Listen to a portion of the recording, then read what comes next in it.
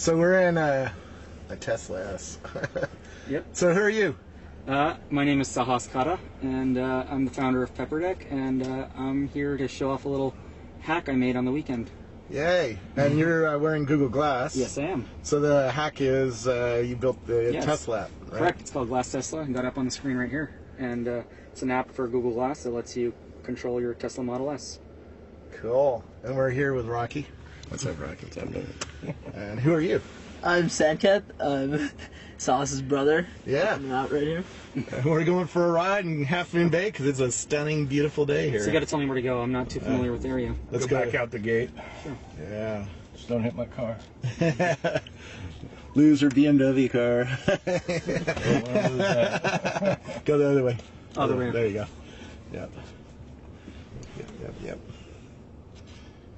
And yeah, this is cool. Reach your destination. So what kind? Destination 25 Pinehurst Lane is on the Yeah, left. now everybody knows where I Reached live. your Great. destination. That's peppered everywhere on the net. Not that you couldn't figure it out anyway. And we got 2 GoPro cameras up on the hood, so we'll see if we can get those shook off, which will cause us problems. So what does the Glass app let you do? So it's got 2 aspects to it right now. One is viewing information, and the other is actually interacting with the car. Yeah. So I'll talk about the first part of it, which is the viewing aspect. And do you want me to take a left or Yeah, right? right, sorry. Right, okay. So viewing, one of the things EV owners need to do is see how much power is in their car. So naturally, we let you see that. We let you see how many miles of range you're going to get, the percentage of battery in there, how much longer until your car completes charging, the voltage and the amps of power going into your car at any moment. Yeah. Those are a couple of the neat things you can take a look at. You can also see where your car is on a map, which is pretty neat. So if you ever forget where to park, it shows you the address as well as a pinpoint on the Google Maps. And then as for the car's actual secure state, will it be able to tell, like there's a graphic so you can actually see which door is open. Yeah. So either the trunk pops open in the graphic if it's open, and same applies to each of the 4 doors and the front trunk as well. So that's a pretty neat little function we put in. And the last thing you can view right now is climate. So you can actually view the car's interior temperature at any given time as well as the exterior. Is there any way to control that? Yep, absolutely. So all these parts that I just mentioned in terms of viewable information are all fully controllable. So it's a little warm in the back. Could you turn it up? So right now, that's one of the restrictions that Tesla does. Even if I were to send a command to this car while I'm driving, it's not going to let me. There's only a couple things like the sunroof that would work. Okay. So I can give that a shot as well. Cool. Actually, I'm not sure if I'm connected, so I can take a look real quick. Okay, so yeah, it looks like I'm connected, so I can give that a shot. So I can try the sunroof, for instance. See, right, sunroof. Okay, just press it. Yep. And we'll pull over in a little while. Yeah. Actually, let's take a little drive and then sunroof pull just over. above. Yeah, that's cool. Yeah. And let's pull over, and then you'll be able to demo absolutely. it a little bit better for me. But it's cool. And I just close that sunroof. All right, now we're finally connected. Yeah. Back in Half Moon Bay. So what you're looking at over there is the lock screen, or the start screen of the app. Yep. And you can tap into it, and you get to your first card. And over here, you can actually see how much mileage you have on your battery at the moment. And you'll also be able to see how much longer it will take to finish charging if you're plugged in, or how much voltage and speed that your car is charging at. Yep. And if you swipe over, you'll be able to, and I'm doing this all on my glass, and this is just reflecting it on the mirror on my phone. Yep. So as you can see, we're on a map right now, and I think that should be pretty accurate. Yeah, it looks like that's exactly where we're parked right now. Yep. On Main Street. Yep. So if you forget where you park, you can just look at it right there. And actually going back once on the charge card, when you are plugged in, you'll actually get a command on the screen here that lets you start and stop charging. Yep. And a lot of Tesla owners like having control of that, even if you own a Volt or any other electric vehicle, because charging rates are much cheaper in the night than they are in the peak hours during the day. So you may want to stop charging at noon and then start charging again around, maybe 11 or 12 p.m. Yeah. So you can just do that from Google Glass. And you figured all this out just by looking around forums and figuring out what the yeah, Tesla... absolutely. Well, it wasn't even, it was just really a couple resources that were out there, and none of them, I don't think anyone had actually built an app for Tesla. This actually might be the first third-party one.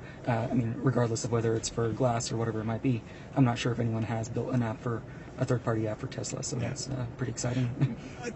Every time I mention I drive with my Google Glass on, people give me crap. What do you think about that? So right now we happen to be in a high-tech car, so I would actually prefer to use all the stuff here. But I generally do. This is not my car. I generally do drive a very old Lexus from about 10, 15 years ago. So for that, in the past, even though you're not supposed to, at some point you do end up having to fiddle with your phone just to figure out where you need to go or something of that nature. But with Glass, I mean, when I'm using it for navigation, it's passive, so it's quiet, it turns off, and then as you're approaching a turn, the screen turns on, it gives you some sound and tells you what to do. So I find that a lot less distracting, since you don't need to take your hands off the wheel, and you don't need to look anywhere else. Your head's still on the road, and you can just glance up slightly for a split second until you're done interacting with it. I totally agree. I think it's far safer than looking down at this beautiful screen, by the way. Yeah. Because now your eyes are down here, exactly, not looking and at least forward. this car is pretty neat. This entire panel right behind the steering wheel is not an actual physical panel. It's also a full screen as well. Yeah. So actually, a couple of things that will appear on it is you get your navigation appears right here when you're getting a route, your electricity, what music's playing, so you can customize all that right here to reflect what's going on right here. So you don't actually even need to look down here. It's kind of crazy, but that's possible as well.